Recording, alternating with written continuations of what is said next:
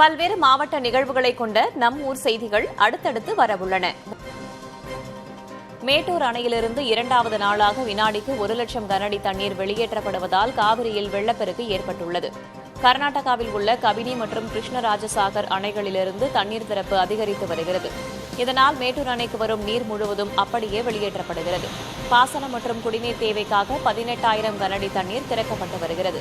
மேலும் 16 டன் மதகுகள் வழியாக வினாடிக்கு 82,000 கனஅடி தண்ணீர் வெளியேற்றப்படுகிறது. இதனை பார்க்க ஏராளமான சுற்றுலா பயணிகள் மேட்டூருக்கு வரத் தொடங்கியுள்ளனர்.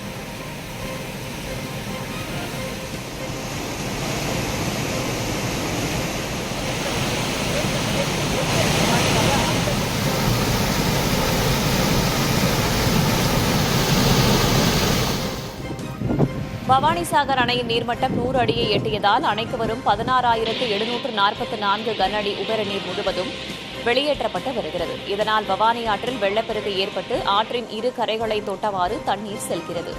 தாழ்வான பகுதிகளில் வசிக்கும் மக்கள் பாதுகாப்பான இடத்திற்கு செல்லுமாறு ஒலிபெருக்கி மூலம் மக்களுக்கு எச்சரிக்கை விடுக்கப்பட்டுள்ளது. விரைவில் பாசனத்திற்காக தண்ணீர் திறக்கப்படும் என்று விவசாயிகள் எதிர்பார்த்து காத்துள்ளனர்.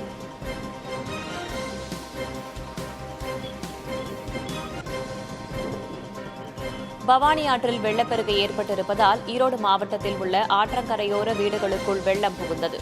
மேட்டூர் அணை மற்றும் பவானிசாகர் அணையிலிருந்து உபரிநீர் வெளியேற்றப்பட்டு வருவதால் கரையோரங்களில் தண்ணீர் சூழ்ந்துள்ளது. குறிப்பாக கந்தன்பட்டறை மற்றும் பவானி பழைய பேருந்து நிலையம் பகுதிகளில் உள்ள பல வீடுகளுக்குள் வெள்ளம் புகுந்து மக்களின் இயல்பு வாழ்க்கை பாதிக்கப்பட்டுள்ளது. மாவட்ட நிர்வாகம் சார்பில் காவிரி ஆற்றங்கரையோர பகுதி மக்களுக்கு மாற்று இடமும் ஏற்பாடு செய்யப்பட்டுள்ளது. மீன்பிடி தொழிலை செய்து வருபவர்கள் அதே பகுதியில் வசித்து வரும் நிலை உருவாகியுள்ளது.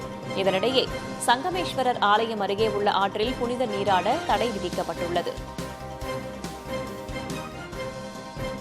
பொருளெல்லாம் இருக்குது, கொஞ்சம் எடுத்தாலும் மேலே வச்சுட்டு போகலான்ட்டு வந்தேங்க. தண்ணி அதிகமாக போகுது, அதனால் வீட்டுக்குள்ளே கொஞ்சம் பூந்து இருக்குது, எடுத்து வச்சுட்டு போகலான்ட்டு வந்திருக்குறோங்க. மீன் தாங்க பிடிக்க போகிறோம். எங்களுக்கு தொழில் அதுதான், மற்ற தொழில் ஒன்றும் தெரியாதுங்க. 20-30 வருஷமாக இங்கே தான் இருக்கிறோம், குடியிருக்கிறோம். அப்போ காலத்துல தான் இருக்கிறோம். மீன் தொழில் தான் எங்கள் எல்லாத்துக்குமே. இங்கே இப்போ தனி வந்தங்காட்டி வீடு கொடுத்துருக்காங்க மேலே மாடியில். எங்களுக்கு பணம் கட்டுற 10 பேருக்கு பணம் கட்ட வசதி இல்லைங்க. 1.30 கட்ட சொல்கிறாங்க. எங்களுக்கு ஒரு நாளைக்கு சீக்கிரதே 500-600 தான் கூலியே. எங்களுக்கு தொழில் விட்டு தொழிலும் தெரியாது. இப்போ வீடு இருக்கிறவங்க அங்கே போயிருக்காங்க, வீட்டில் இருக்கிறவங்க ஸ்கூலு தங்க சொல்லியிருக்காங்க. ஆனால் எல்லாத்தங்காட்டி இங்கே இருக்கிறோம். ஈரோடு மாவட்டம் கோபிச்செட்டிப்பாளையம் கொடிவேரி அணையை மூழ்கியவாறு தண்ணீர் செல்கிறது. பவானி அணையிலிருந்து அதிக அளவில் நீர் வெளியேற்றப்பட்டு வருவதால் கொடிவேரி அணையில் சுற்றுலா பயணிகள் குளிக்க தடை விதிக்கப்பட்டுள்ளது. அணைப்பகுதியை கோபி தொகுதி எம்எல்ஏவான செங்கோட்டையன் நேரில் ஆய்வு செய்து கரையோர பகுதி மக்கள் பாதுகாப்பாக இருக்க வேண்டும் என்று அறிவுறுத்தினார்.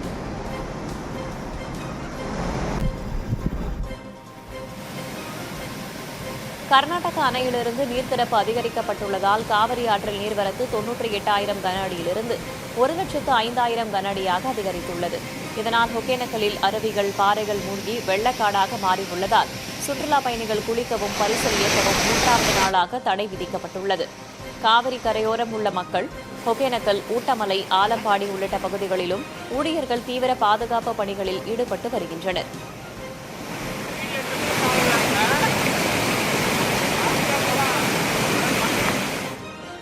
தொடர் மழை காரணமாக தேனியில் உள்ள சுருளி அருவி மற்றும் மேகமலை அருவியில் தொடர்ந்து வெள்ளப்பெருக்கு ஏற்பட்டுள்ளது.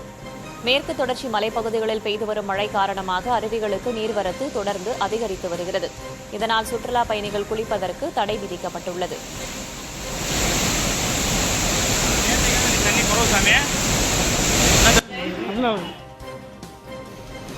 நீலகிரி மாவட்டத்தில் பெய்து வரும் தொடர் கனமழை காரணமாக மாயாற்றில் கடும் வெள்ளப்பெருக்கு ஏற்பட்டுள்ளது. நடுவட்டம், கூடலூர் உள்ளிட்ட பல்வேறு பகுதிகளில் மழை பெய்து வருகிறது.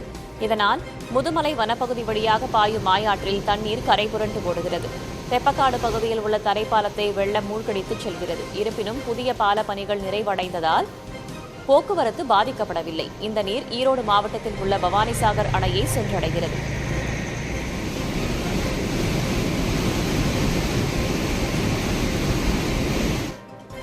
கரூர் மாயனூர் கதவணைக்கு நீர்வரத்து 1,05,000 அதிகரித்துள்ளதால் கரையோர பகுதி மக்களுக்கு வெள்ள அபாய எச்சரிக்கை விடுக்கப்பட்டுள்ளது. 27,000 கன அடியிலிருந்து நீர்வரத்து 1,05,000 கன அடியாக அதிகரித்துள்ளது. இதனால் மாயனூர் கதவணை கடல் போல காட்சியளிக்கிறது. 97,464 கனஅடி நீர் காவிரி ஆற்றிலும், 650 கனஅடி தென்கரை வாய்க்காலிலும், 400 கனஅடி தண்ணீர் கட்டளைமேட்டு வாய்க்கால்களிலும், 20 கனஅடி தண்ணீர் கிருஷ்ணராயபுரம் வாய்க்காலிலும் பாசனத்திற்காக திறந்துவிடப்படுகிறது.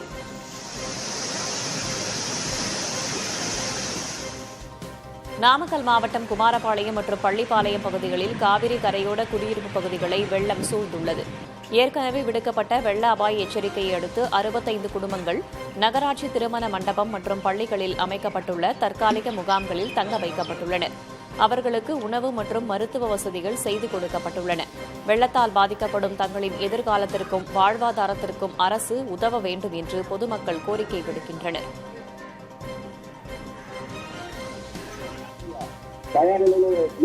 மதுரை மாவட்டம் மேலூர் அருகே மாங்குளம் கண்மாயில் பாரம்பரிய மீன்பிடி திருவிழா வெகு விமர்சையாக நடைபெற்றது.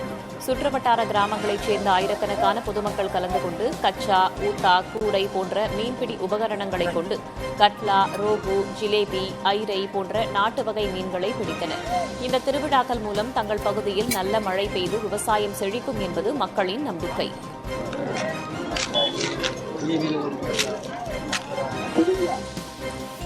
கொடைக்கானல் மலைப்பகுதிகளில் விட்டுவிட்டு சாரல் மழை பெய்தது. கடந்த 10 நாட்களுக்கு மேலாக காற்றுடன் மழை பெய்து வருகிறது.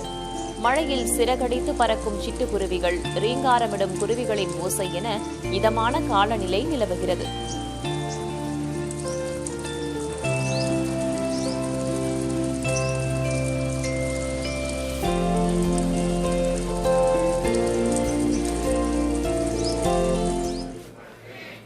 திருவள்ளூர் மாவட்டத்தில் இலவச வீட்டுமனை பட்டா வழங்கக் கோரி 100க்கும் மேற்பட்ட திருநங்கைகள் மாவட்ட ஆட்சியர் அலுவலகத்தை முற்றுகையிட்டு தர்ணா போராட்டத்தில் ஈடுபட்டனர். 15 ஆண்டுகளுக்கு மேலாக மனு அளித்தும் நடவடிக்கை எடுக்கவில்லை என்று கூறி கும்மிடிப்பூண்டி, பொன்னேரி உள்ளிட்ட பல்வேறு பகுதிகளைச் சேர்ந்த திருநங்கைகள் ஒப்பாரி வைத்து போராட்டத்தில் ஈடுபட்டனர்.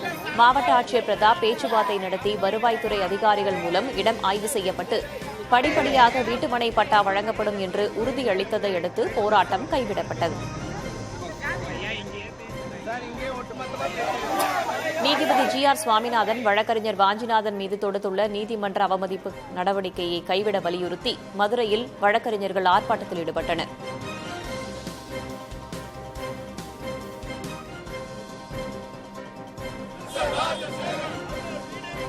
மதுரையைச் சேர்ந்த வழக்கறிஞர் வாஞ்சிநாதன் சென்னை உயர்நீதிமன்ற மதுரை அமர்வின் நீதிபதி GR சுவாமிநாதனின் தீர்ப்புகள் குறித்து உச்சநீதிமன்ற தலைமை நீதிபதிக்கு புகார் மனு அனுப்பியிருந்தார். அது தொடர்பாக நீதிபதி GR சுவாமிநாதன் வாஞ்சிநாதனுக்கு எதிராக நீதிமன்ற அவமதிப்பு நடவடிக்கைக்கு நோட்டீஸ் அனுப்பியுள்ளார். இதனை கண்டித்து மதுரை மாவட்ட நீதிமன்ற நுழைவாயிலில் 100க்கும் மேற்பட்ட வழக்கறிஞர்கள் ஆர்ப்பாட்டத்தில் ஈடுபட்டனர். யார் மீது குற்றம் சுமத்தி வழக்கறிஞர் வாஞ்சிநாதன் புகார் அனுப்பினாரோ அந்த புகாரை குற்றம் சுமத்தப்பட்டவர் மீது அவரே எடுத்து வழக்கை விசாரிப்பது முறையல்ல, அது சட்டத்திற்கும் அப்பாற்பட்டதாகும். வழக்கறிஞர் வாஞ்சிநாதன் அனுப்பிய புகார் சரியானதா தவறா என்பதை உச்சநீதிமன்றமும் உயர்நீதிமன்ற தலைமை நீதிபதியும் உச்சநீதிமன்ற தலைமை நீதிபதியும் தான் அந்த புகாரினை ஆராய்ந்து தீர்க்க விசாரிக்க வேண்டும். ஸ்ரீவில்லிபுத்தூரில் பிரசித்தி பெற்ற ஆண்டாள் கோவிலில் ஆடிப்பூர தேர் திருவிழா வெகு விமர்சையாக நடைபெற்றது. 108 திவ்ய தேசங்களில் ஒன்றான ஸ்ரீவில்லிபுத்தூர் ஆண்டாள் கோவில் ஆண்டாள் அவதரித்த ஆடி மாத பூரம் நட்சத்திரத்தில் ஆடிப்பூர திருவிழா ஆண்டுதோறும் நடத்தப்பட்டு வருகின்றது.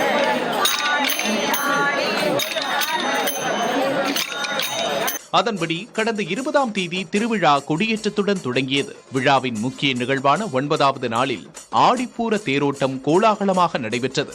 இதற்காக அதிகாலையிலேயே ஆண்டாள், ரெங்கமன்னார் உற்சவர்களுக்கு சிறப்பு அபிஷேகம் செய்யப்பட்டது. மதுரை கள்ளழகர் சூடிக்களைந்த வஸ்திரத்தை உடுத்தி ஆண்டாள், ரெங்கமன்னார் தேரில் எழுந்தருளினார். பின்னர் மாவட்ட ஆட்சியர் உள்ளிட்டோர் வடம் பிடித்து இழுத்து தேரோட்டத்தை தொடங்கி வைத்தனர். இதனையடுத்து தமிழகத்தின் பல்வேறு பகுதிகளைச் சேர்ந்த ஆயிரக்கணக்கான பக்தர்கள் தேரை வடம் பிடித்து இழுத்தனர். கோவிந்தா கோபாலா முழக்கம் விண்ணதிர 4 ரத வீதிகள் வழியாக பக்தர்கள் வெள்ளத்தில் அசைந்தாடியபடி தேர் வலம் வந்தது. பக்தர்களின் வருகையை ஒட்டி 1000க்கும் மேற்பட்ட காவல்துறையினர் பாதுகாப்பு பணியில் ஈடுபட்டிருந்தனர்.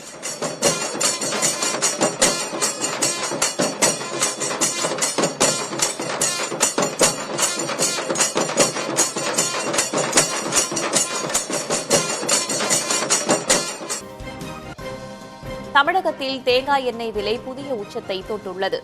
தேங்காய் விளைச்சல் குறைந்ததால் செக்கு எண்ணெய் சில்லறை விற்பனையில் 1 லிட்டர் 560 ரூபாயை தொட்டுள்ளது. பண்டிகை காலம் நெருங்குவதால் விலை மேலும் உயரும் என்று உற்பத்தியாளர்கள் தெரிவிக்கின்றனர். குறிப்பாக ஓணம் உள்ளிட்ட பண்டிகைகளின் போது தேங்காய் எண்ணெய் விலை மேலும் உயர வாய்ப்புள்ளதாக தெரிவித்துள்ள வியாபாரிகள், அடுத்த ஆண்டு மார்ச் மாதம்தான் தேங்காய் சீசன் தொடங்கும் என்பதால் அதுவரை விலை குறைய வாய்ப்பே இல்லை என்கின்றனர். கடந்த ஓராண்டுக்கு முன்பு லிட்டருக்கு சுமார் 160 ரூபாயாக இருந்த தேங்காய் எண்ணெய் விலை தற்போது 500 ரூபாயை கடந்து சாமானிய மக்களுக்கு எட்டாத கனியாக மாறியுள்ளது. தேங்காய் எண்ணெய் விலையேற்றம் கேட்டரிங் மற்றும் பேக்கரி தொழிலை நெருக்கடிக்கு உள்ளாக்கியுள்ளது. தேங்காய் எண்ணெய் விலை உயர்வு காரணமாக வாழைப்பழ சிப்ஸ் விலை கணிசமாக அதிகரித்துள்ளது. கடந்த 2 மாதங்களில் 1 கிலோ சிப்ஸ் விலை 428 ரூபாயிலிருந்து 560 ரூபாயாக அதிகரித்துள்ளது.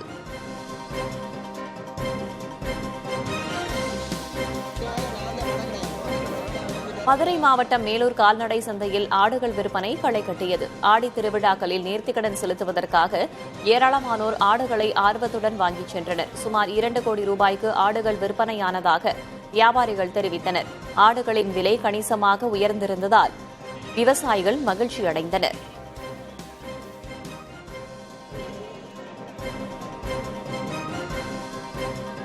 ஆடிப்பூரத்தையொட்டி சேலத்தில் உள்ள அம்மன் கோவில்களில் வளைகாப்பு அலங்காரம் விமர்சையாக செய்யப்பட்டிருந்தது. நெத்திமேட்டில் உள்ள தண்ணீர் பந்தல் காளியம்மன் கோவிலில் 1 லட்சம் வளையல்களை கொண்டு சிறப்பு அலங்காரம் விமர்சையாக செய்யப்பட்டிருந்தது. ஏராளமான பக்தர்கள் அம்மனை வழிபட்டனர்.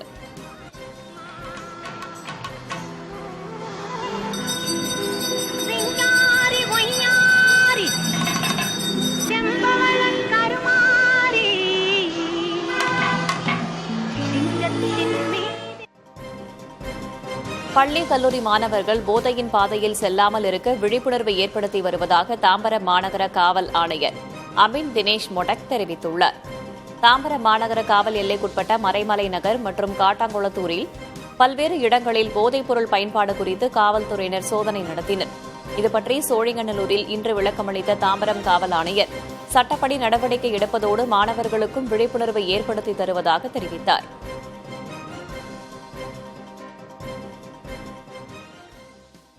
We are also committed not only by enforcement of the law but also to spread awareness. In this we have been conducting awareness campaigns in colleges and schools also, so that the students are not falling prey to the drug menace. Pollachi அருகே சாலையில் சென்று கொண்டிருந்த அரசு பேருந்தின் பின்பக்க கதவு கழன்று விழுந்த சம்பவம் அதிர்ச்சியை ஏற்படுத்தியுள்ளது. பொள்ளாச்சி வால்பாறை சாலையில் பொங்காளியூர் நோக்கி சென்று கொண்டிருந்த அரசு பேருந்தின் பின்பக்க கதவு திடீரென்று கழன்று காற்றில் பறந்து விழுந்தது. இந்நிலையில் சாலையில் இருசக்கர வாகனத்தில் சென்ற 3 பெண்கள் அதிர்ஷ்டவசமாக உயிர் தப்பினர்.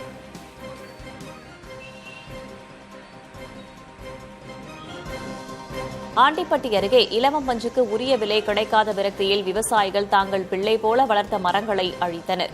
கடந்த 2 ஆண்டுகளுக்கு முன்பு வரை 1 கிலோ 100 ரூபாய் வரை கொள்முதல் செய்யப்பட்ட இலவம் பஞ்சு தற்போது 52 ரூபாயாக விலை குறைந்துள்ளது. இதனால் கருப்பையாபுரம், கல்லுப்பட்டி பகுதிகளில் 10 ஆண்டுகளாக பயிரிடப்பட்ட மரங்களை விவசாயிகள் வேதனையோடு வெட்டிச் சாய்த்தனர்.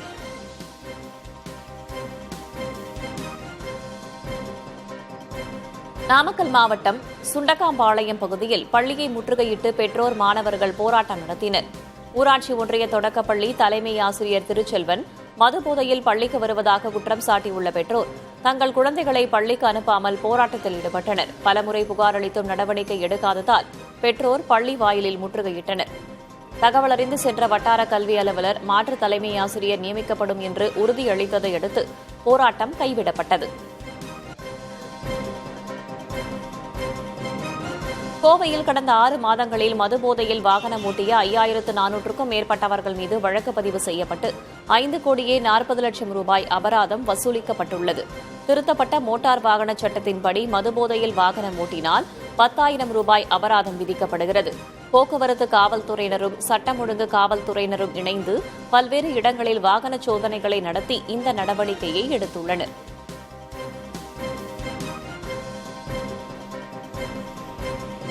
தாம்பரம் அருகே வரதராஜபுரத்தில் வெள்ள பாதிப்பை தடுக்க பருவமழைக்கு முன்பே அடையாறு கால்வாய் கரைகளை சீரமைக்க வேண்டும் என்று பொதுமக்கள் வலியுறுத்துகின்றனர். சில பகுதிகளில் ஆகாய தாமரைகள் படர்ந்து கால்வாய் சீரமைக்கப்படாமல் இருப்பதாகவும் புகார் எழுந்துள்ளது. இதுகுறித்து விளக்கமளித்த நீர்வளத்துறை அதிகாரிகள் சீரமைப்பு பணிகள் தொடங்கப்பட்டுள்ளதாகவும் பருவமழைக்குள் பணிகள் முடிக்கப்படும் என்றும் தெரிவித்துள்ளனர்.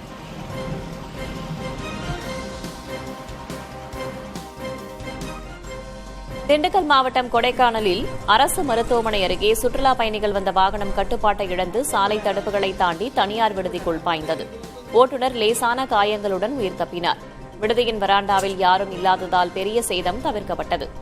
கொடைக்கானல் மலைச்சாலையில் அதிவேகத்தால் இதுபோன்ற விபத்துகள் தொடர்வதால் இதனை தடுக்க காவல்துறை உரிய நடவடிக்கை எடுக்க வேண்டும் என்ற கோரிக்கை எழுந்துள்ளது.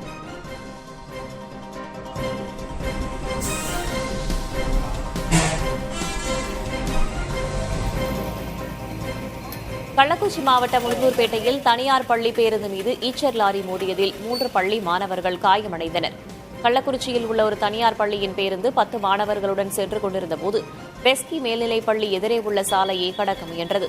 அப்போது உளுந்தூர்பேட்டையிலிருந்து விழுப்புரம் நோக்கி வந்த ஈச்சர் லாரி பேருந்தின் மீது மோதியது. பள்ளி பேருந்து ஓட்டுநரின் கவனக்குறைவே விபத்திற்கு காரணம் என விசாரணையில் தெரியவந்துள்ளது.